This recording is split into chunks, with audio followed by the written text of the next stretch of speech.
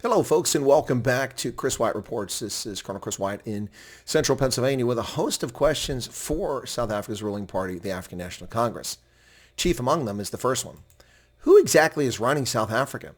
Now, some of us have been asking that question for a few years now as the country flounders from one disaster to another with incompetent and inept leadership making idiotic decisions, and the ANC only able to respond with Jan van Riebeck, historically disadvantaged, cries of racism, and admitting that they have made mistakes and will do better if only you vote for them.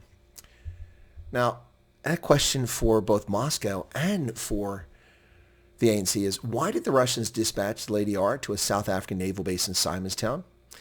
Now, it's clear the African National Congress is not very bright and incapable of understanding the optics of things, but Moscow is not led by morons. The Russians, while not the most savvy in reading the tea leaves, are bright enough to get the potential impact of a sanctioned Russian ship offloading and uploading crates at a South African naval base in the middle of a war. So the next question, was this in fact a Russian loyalty test from Moscow? I mean, honestly, the Russians had to know that this company sanctioned by the U.S. and NATO, traveling to South Africa, nothing to do with the BRICS naval exercise, would raise eyebrows. Was it a test of loyalty?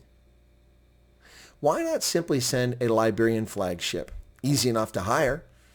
Most ships have Liberian or Panamanian flags anyway. It would avoid all the scrutiny and not cause all these problems. And more importantly, why dock at the South African Naval Base in Simonstown? Why not in Durban or at Port Elizabeth? Now, I have it on reasonably good sources that this ship was originally destined for Durban. Why did it divert to Simonstown?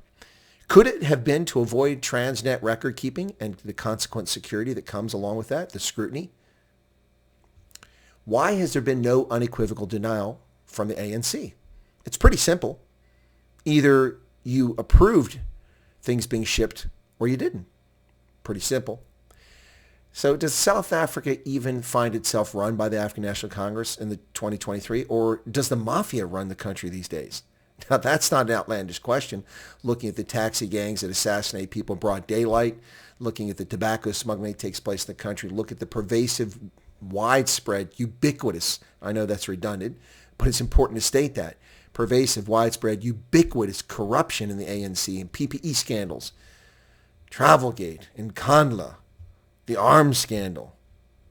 The list goes on. The Vreda dairy farm, the asbestos contract in the Free State, Zandile Gumeda's 200-some charges in Durban. Where does it end? Murder suspects, members of parliament accused of murdering people. It's insane. It is very odd and somewhat curious that the government of South Africa wants to institute a commission of inquiry to determine if it sold weapons or not to the Russians. Who needs an inquiry? It's a naval base. Are you telling me you don't know what happens at Simonstown? Cool. Next time I'm in town, party on the Type 209 diesel submarine, my treat. We'll do shooters and feed the penguins off the deck. Seriously? Does the ANC have any control of this country? It's beginning to look less and less like that's the case. Now, South African economist and brother of former President Thabo Mbeki wrote over the weekend, if the National Conventional Arms Control Committee, the body that governs the sale of weapons, did not approve the sale of weapons to Russia, as has been alleged by U.S. Ambassador Ruben Brigidi, then President Ramaphosa's government is not in control, and South Africa has a bigger problem of lawlessness. Well, yeah. Did you see KZN in July of 2021? Gauteng? Yeah, it is a lawless country. It's a failed state. Now, Ambassador Ruben Brigidi, whose press conference blew the story wide into the open, said the following at his press conference: "We are confident the weapons were loaded into that vessel, and I would bet my life on the accuracy of that assertion." That's a big statement. Now, a little bit about Ruben Brigidi. He was a former U.S. ambassador to the African Union, U.S. mission to the African Union, and I was his senior military advisor. Now, Ruben Brigidi is a consummate political creature, a political appointee who curries favor with democratic elites, those who got him the gig of a lifetime in ambassadorship in Pretoria. No doubt Brigidi harbors political ambitions as well. It is inconceivable that he did this without being told to do so by Secretary Blinken and Biden. Democrats do not tolerate independent thinkers in their midst. If he'd gone off the reservation, Ruben Brigidi would already be a footnote in history and removed from office by Biden himself. That's a political appointee.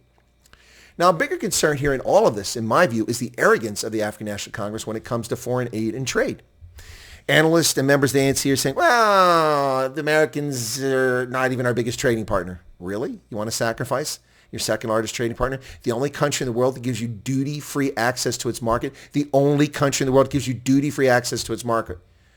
Not even SADC members give you duty-free trade, South Africa, but the U.S. does under the African Growth and Opportunity Act. Now, Ruben Briggity, I didn't see the press conference, but I'm reading quotes of him in the press. He talked about a report. He said, in this report, which is roughly 3 centimeters thick, there are all manner of issues that are addressed, both with regards to internal South African affairs and international affairs. There's nothing in the document about the value the ANC places on the African Growth and Opportunity Act. There's nothing about their view of PEPFAR, the U.S. Presidential Emergency Plan for AIDS Relief. And there's nothing about how the ANC views and appreciates American investment in South Africa. When our current eligibility is reviewed for 2025, we should expect that South Africa could fail the access test of not threatening U.S. national security interest. South Africa currently is the largest single beneficiary under AGOA with more than 290 million rand in exports to the U.S. in 2021 alone. Now, South Africa does have a lot to lose if it's removed from AGOA, as U.S. is the country's second largest export market after China. Now, you got China, the U.S., but then comes Germany, Japan, and the United Kingdom in that order. All of those are close allies of the United States, and like it or not, for the most part, they're backing Joe Biden's proxy war in Ukraine, which South Africa now finds itself on the other side of. In 2022, South Africans received $646 million in direct assistance from the United States. That's 11.6 billion rand. You think your country can survive without that money? Especially given that a lot of it comes to health care? This included $476 million for PEPFAR, nearly $500 million US for PEPFAR, and a further $85 million in healthcare. That puts it over $500 million of South African healthcare is provided by American taxpayers, including antiretrovirals. The University of the Witwatersrand alone got $74 million in 2022. $55 million was sent for COVID. South Africa, strangely enough, also got $5 million for agriculture, despite its treatment of U.S. poultry exporters. Now, the next closest ODA donor, that's official direct assistance donor, was France, with just $217 million assistance.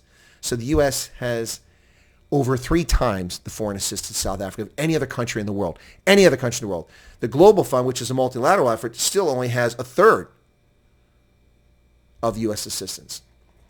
Now, the two-way trade in goods between U.S. and South Africa in 2021 was valued at $21 billion. That's the most recent statistics. This makes South Africa's second largest trading partner the United States. Nearly 600 American businesses operate in South Africa, many of them with their headquarters for the continent based in South Africa. Is this really a relationship Pretoria can afford to lose? China isn't providing any assistance or aid, just taking things from South Africa. And Russia is offering nothing in return. So what exactly is the ANC up to here? Now, let's be clear about some things here, folks. I don't give 2 shakes of a dog's tail whether South Africa supplies ammunition, weapons, night vision devices, goggles. I don't care. Avionics to Russia. China's doing it. And the U.S. and NATO are supplying Ukraine. All of them are idiots and fools. They're fueling a conflict. It's a proxy war. But now South Africa's ANC has either unwittingly or foolishly allowed itself to be another stage in the proxy war between Russia and the West. That's what South Africa is now. And it's not going to end well for South Africa. Not going to end well. So who's running South Africa? It's not Cyril Ramaphosa. In America, it's not Joe Biden. We know it's Barack Hussein Obama and Susan Rice. It's pretty obvious. So who's running South Africa? It's not Zuma. Is it white monopoly capital? I don't know. You tell me. I think the gangsters are running South Africa. It seems pretty clear. If the government didn't know that something was loaded on that ship that shouldn't have been loaded on that ship, then they're inept, and they should all be sacked. If the government sent that while lying to the public saying that they were neutral in this conflict, yet surreptitiously supporting Russia, then they are scoundrels, and they deserve to be sacked. What do you say, folks? Thanks a lot. Give us a like, a follow here on the channel, and become a subscriber. Thanks a lot. Take care, folks.